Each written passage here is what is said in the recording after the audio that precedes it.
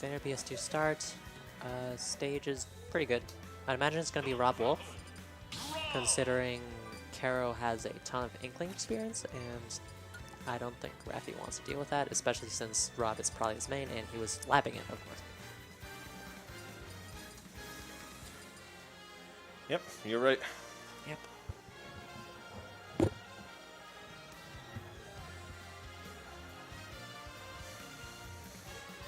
This is exciting.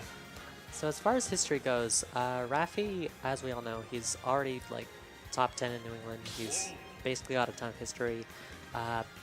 Made the transition over to Ultimate from Smash 4 really well.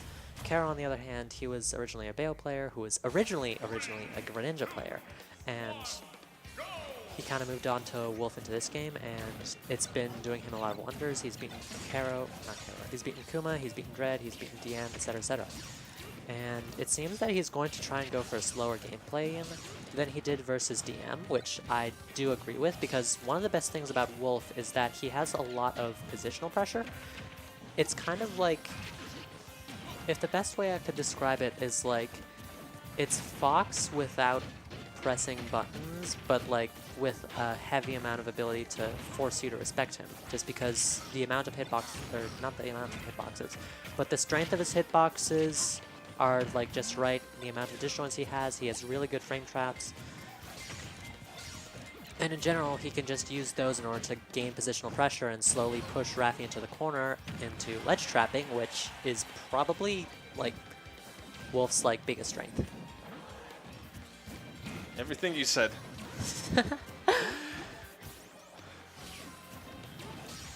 Rob, on the other hand, he's gotten a lot of buffs in like this game. Like, I'm not sure about Gyro. I'd imagine that got slightly nerfed just because you can just run up, grab it, thanks to stuff. But like, his weight helps him a lot more. The side B that we mentioned a little earlier, it kills super early.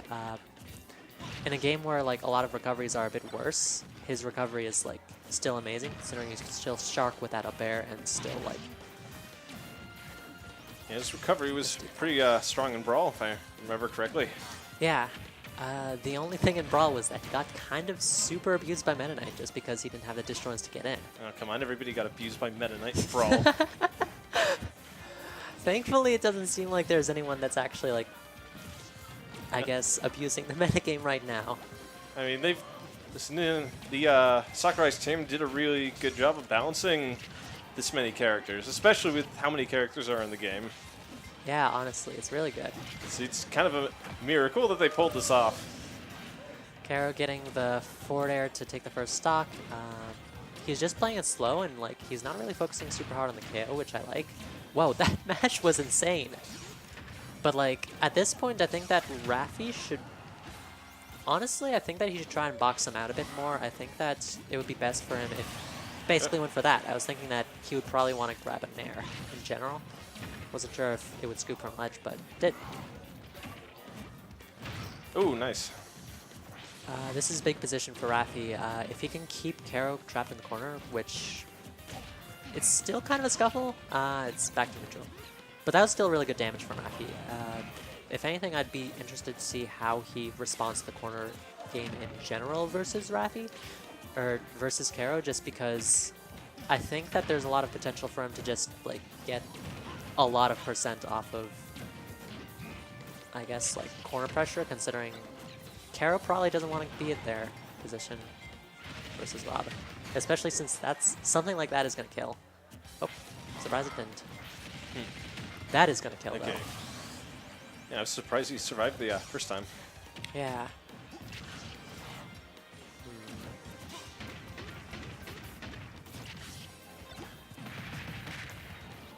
Honestly, just like, it seems like Raffi is just waiting out Kero's options and just like, I guess using down tilt as a frame trap and just like frame trapping in general, kind of making him focus on the gyro bits. Yeah. Big position for Kero. I kind of want to see Kero go for the aerial option as he just missed, because at this percentage, a lot of players often go for that sort of jump in order to get out of pressure. So if he hasn't been covering it a lot, which he actually really hasn't, then that could have been a quick back air and just like pretty strong stock.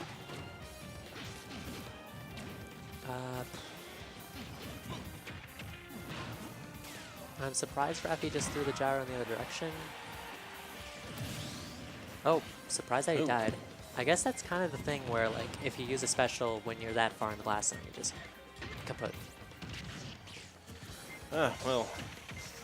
Seems, Ooh. And that is Well, not it. nope, that's not it.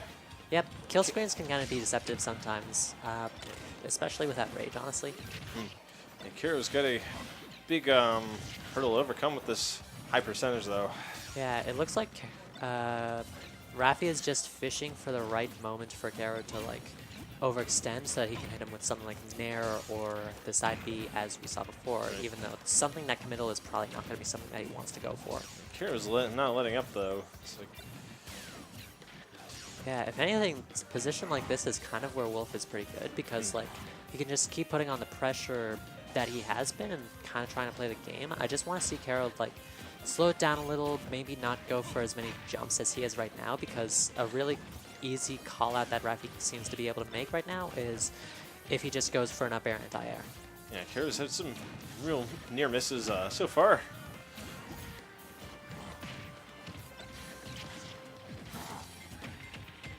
That should be the This Kero, should though. be it. Up smash or up throw on Rob at the ledge is not something he can survive. So what do you think Of what? Or about the game, I guess? you mean Smash Ultimate or this game? This game. It's a lot to take in. So I'm still getting used to commentating. It's like, I don't know how you guys do it. When I came into the booth here earlier, I was just stuttering and mumbling like, This is my first time in years, I think. I'm just trying to say what comes to mind. right. I mean, when it comes, pretty much, if I was on my own, the only things that would be coming to mind would be like, oh, hey, I see you rolled there. Got some combos. That's basically my commentary alone. Hey, I wouldn't mind doing this more than once and getting better at this. Yeah. Hey, you gotta just like pump it out in order to prove. It doesn't help that let's see, I forget the Smash community's jargon. It's cool, dude. But anyways, on to game 2. Kero decides to run it back. It seems he's going to try and play a lot more defensively than he was before. I don't necessarily like how he's trying to go for the aerial frame traps because he was trying to go for a lot of those like earlier to try and get Raffi either to into shield or like even better for him to jump. But like Raffi kind of isn't falling for that, and he's kind of just trying to space out Kero and all of his options and baiting him into coming in so that he can get the big punish. Something like there, where he has him in a really good position off stage, or on the ledge.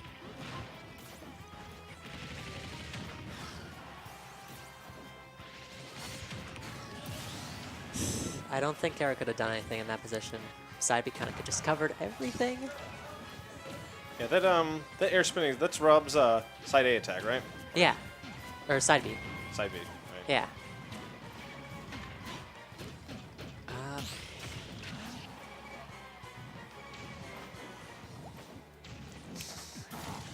Cheeky footstool.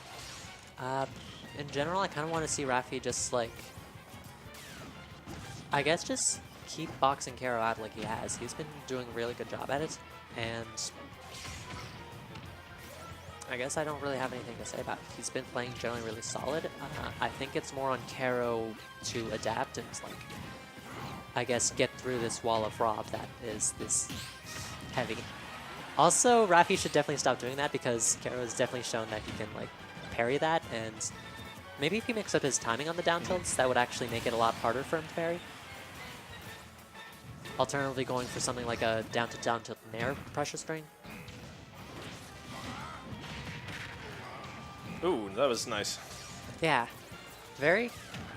Rob's sharking ability when he comes back from off stage is just so solid. Like, it's kind of hard to edge guard him. You kind of need to awkwardly get around him, and even then, if he fades back, then he can still catch you. Raffi playing the slow game and just kind of projectile camping Kero a bit more. Rob just really solid at doing that just because Gyro is just like the constant hitbox on stage, and that is going to KO Kero again. This is turned in stock for Kero. See, Raffi here's.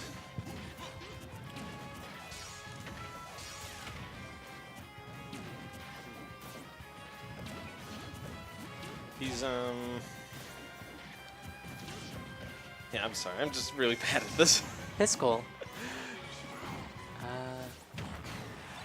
Anyways, I wasn't able to see what happened there, but Kero able to even it up really quickly, which is really nice considering he was at a pretty heavy deficit when he lost that stock.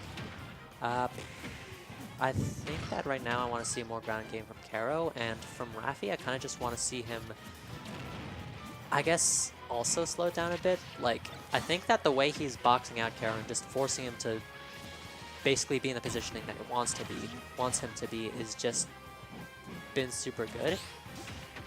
But like, at the same time, I feel like if he committed a bit less to some options and just like kind of tried to stay back a little, he could do a bit better. I'm not entirely sure.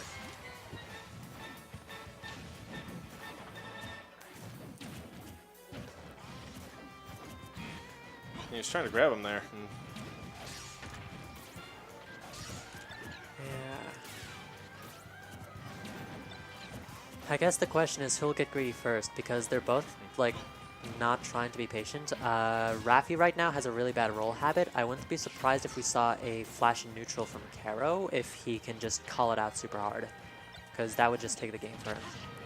On the flip side though, it seems Kero hasn't really changed his aerial habit, and that is a really bad look for him considering Raffi has kind of just punished him the entire game for that.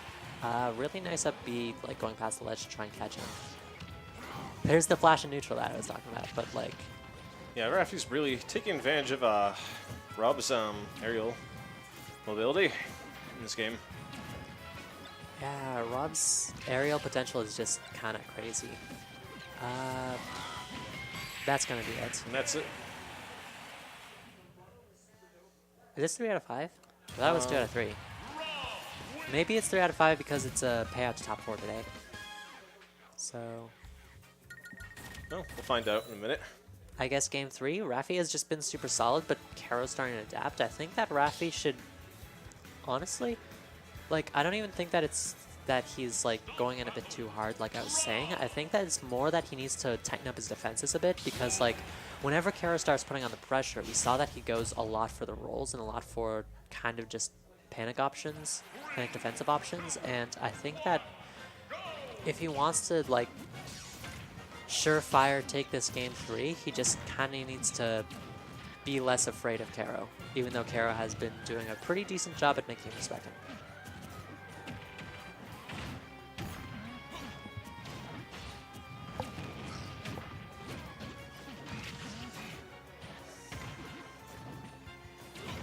Ooh, with the combo. 3.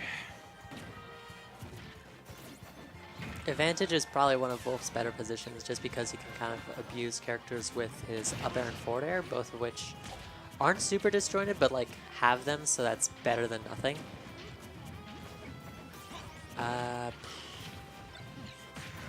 Let's see. Oh, hey, what's up?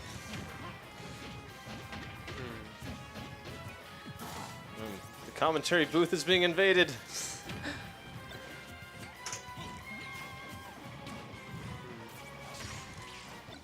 Yeah, I looked away. What did I just miss? Oh well.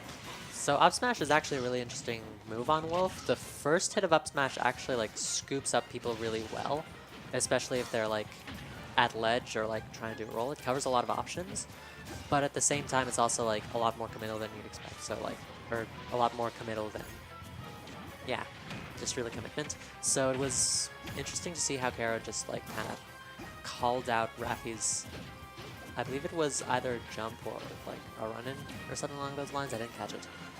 But interesting to see how he calls it out. Raffi, I think that Kero's doing a really good job at... Oh, that's going to fail. I think Kero's doing a really good job at like dealing with gyros, so I'm wondering how effective it would be if Raffi put gyro on the platform and rather try to cover the grounded options, especially since Kero is jumping a lot more often than he should, I think. And then, like, on top of that, I think that... Oh, he deflects it. Yeah. Robshine in general is just, like, pretty good in this matchup. Not like, or Robshine. Wolfshine is like pretty good in this matchup just because it kind of counters gyro and it kind of counters laser. Yeah, I don't think I've seen Kero get hit once by gyro in this match. Nope, never mind. There it is. Psych. Fourth row. Yeah, Kero in this position is really not looking for the KO. He's just looking for the positioning on Raffi to force him into doing an option that he can get a KO off of. That's why we saw the fourth throw there as opposed to something that like seems like it could have killed, such as like a down throw or a back throw. Even a down throw isn't even a kill throw. Kero ends up getting it with the up tilt. Let's see what Raffi does here.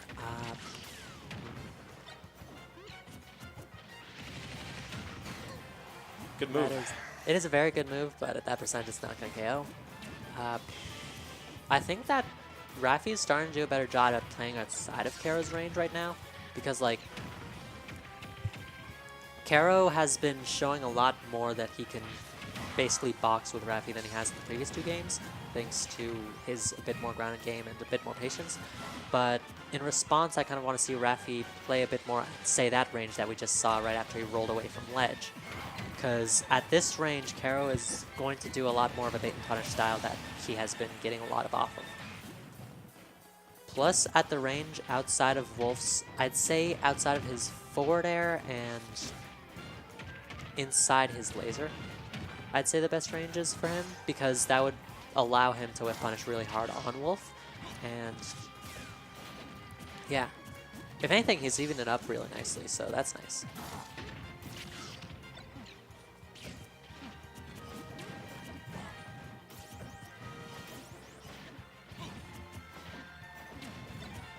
He does still have that like free bat roll habit though.